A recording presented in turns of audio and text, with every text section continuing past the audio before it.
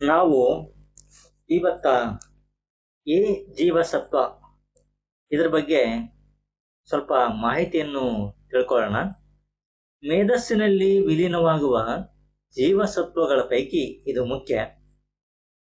ಕೆಲವು ಹಸಿರು ಮತ್ತು ಹಳದಿ ವರ್ಣದ ಹಣ್ಣು ಮತ್ತು ಕಾಯಿಪಲ್ಯಗಳಲ್ಲಿ, ಉದಾಹರಣೆಗಾಗಿ ಟೊಮೆಟೊ, ಗಜ್ಜರಿ, ಇವುಗಳಲ್ಲಿ ಈ ಜೀವಸತ್ವ ಇರ್ತದ.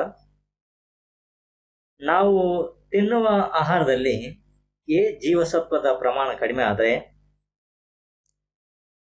ಇರುಳುಗಣ್ಣು ಅಂದರೆ ನೈಟ್ ಬ್ಲೈಂಡ್ನೆಸ್ ಮತ್ತು ಕಣ್ಣುಗಳ ಪೊರೆಗಳಲ್ಲಿ ಗಾಯ, ಕಣ್ಣುಗಳಲ್ಲಿ ಆರ್ದ್ರತೆಯ ಕೊರತೆ, ಕುರುಡುತನ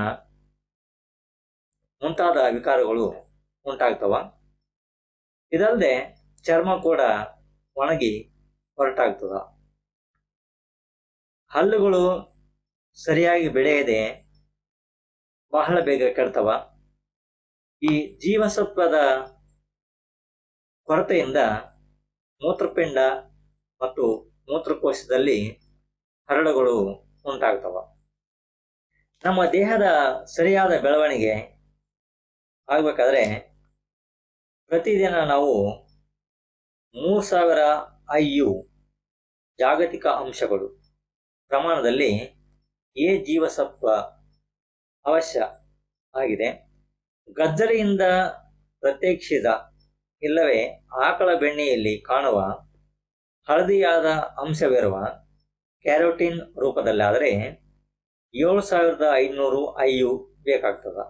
ಆದ್ದರಿಂದ ನಾವು ಪ್ರತಿದಿನ ಈ ಜೀವಸತ್ವವನ್ನು ಒಳಗೊಂಡಿರ್ತಕ್ಕಂಥ ಹಾಲು, ತತ್ತಿ, ಬೆಣ್ಣೆ, ಹಸಿರು ಪಲ್ಯಗಳು, ಕೊಬ್ಬು, ಕಾಡ್ ಲಿವರ್ ಎಣ್ಣೆ, ಶಾರ್ಕ್ ಲಿವರ್ ಎಣ್ಣೆ, ಹಾಲಿನ ಕೆನೆ, ಬಸಳಿ ಸೊಪ್ಪು, ಕ್ಯಾಬೇಜ್ ಗಡ್ಡೆ, ಕೆಂಪುಗಡ್ಡೆ, ಮೊಳಕೆ ಬಂದ ಗೋಧಿ, ಗಜ್ಜರಿ, ಹಕ್ಕರಿಕೆ ಸೊಪ್ಪು ಇವುಗಳನ್ನು ಸೇವಿಸಬೇಕು.